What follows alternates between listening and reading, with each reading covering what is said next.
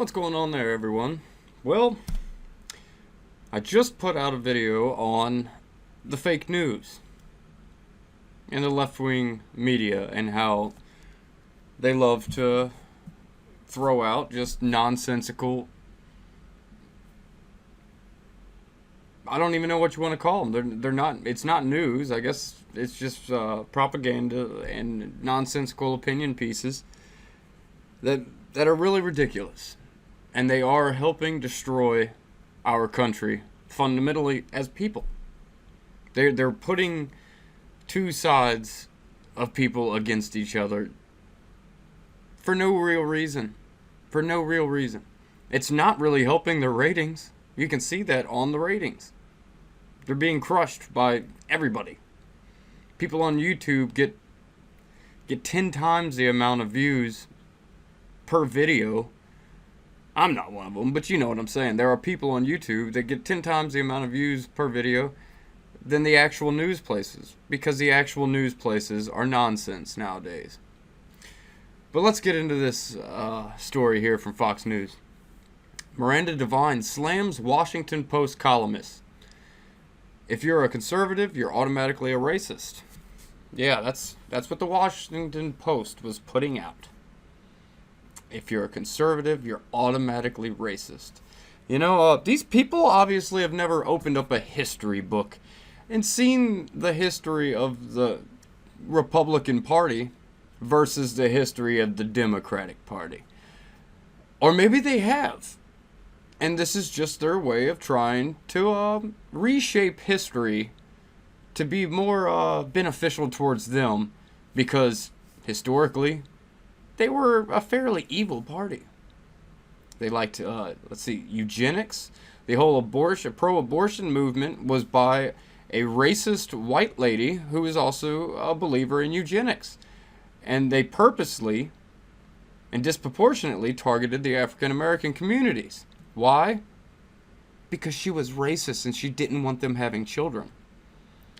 But yeah, that's just one of many things that we could cite saying exactly the opposite of what this story assumes. Let's get into it.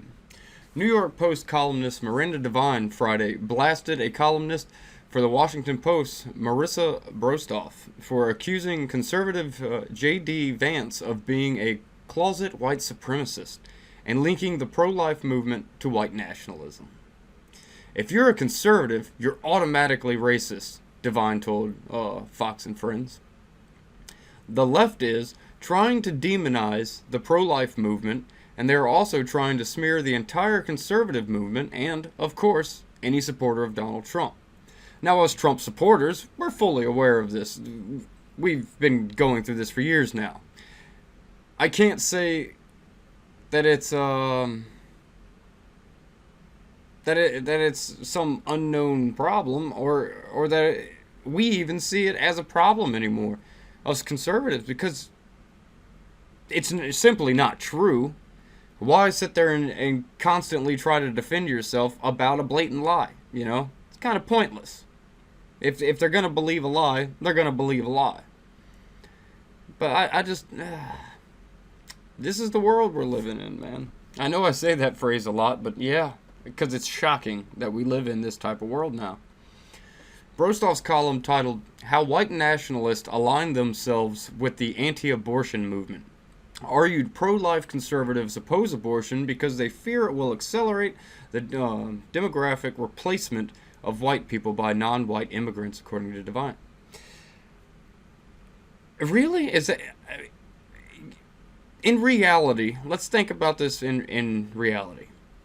White nationalists, ethno-state white nationalists, make up such a small percent of the U.S. population that it's almost unfounded. It's almost like they don't exist at all.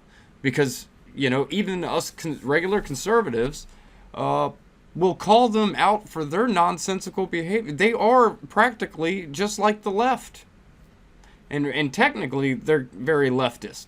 They also believe in socialism, this, that, and the other. Them and the left, white nationalists and the left have more in common than your regular old, good old Republican conservatives.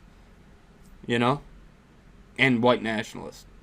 We don't have that much in common at all. The left has way more in common.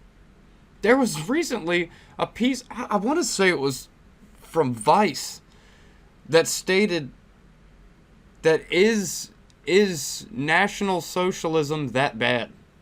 Now, if we remember who in history were National Socialists. Oh yeah, the Nazi Party. So they actually alluded that, hey, maybe we could do some of the things that the Nazi Party did, but maybe without all the killing. Yeah, they actually alluded to that. I'm not making that up. You can go through and look it for yourself. Devine went on to say that it makes no sense because black babies are aborted at 5 times the rate of white babies. So how on earth would it be a white nationalist thing to be against abortion? I mean, that's true. The whole point about being against abortion is that you say every single life is equal and sacred. It's not that white lives are better. I don't know where this comes from. It's insane, she added. Devine wrote a rebuttal op-ed aimed at Brostoff for using J.D. Vance as an example of white supremacist ideas being mainstream conservative thought. Devine went on to explain to Fox and Friends why Vance was targeted in Brostoff's column.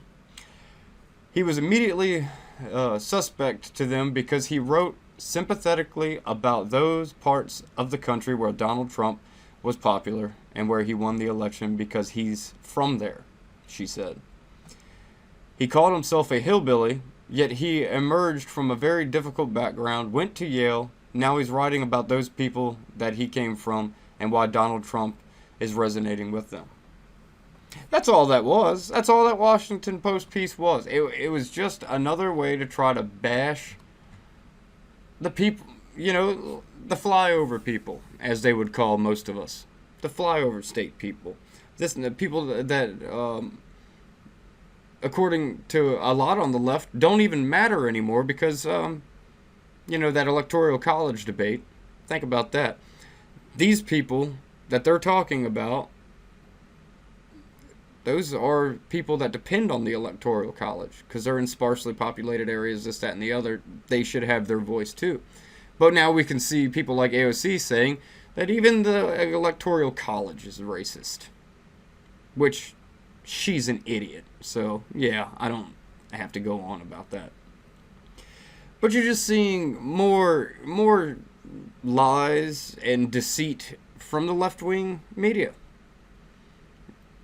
And that argument Devine made was actually pretty smart, considering that the black community has way more abortions than the white community. Why would white nationalists and people like them who believe in a white ethno-state, nonsensical beliefs, why would they not like abortion? Wouldn't they actually be more for it? It makes sense. Her argument made sense. That would be something they would be all for. Because it dramatically affects people of color rather than whites. I think abortion's wrong no matter how you look at it. Unless the mother's life is affected, or the baby's life, like the baby's going to die or something like that. I can understand certain circumstances, and that's not always popular with my conservative constituents. It's just not that popular. But because some of them are just no abortions at all for any reason, which I can understand their point to an extent, I get it. I understand. But I'm also pro-death penalty, and that's where I lose a lot of people also. A lot of people say that's hypocritical. I don't think it is.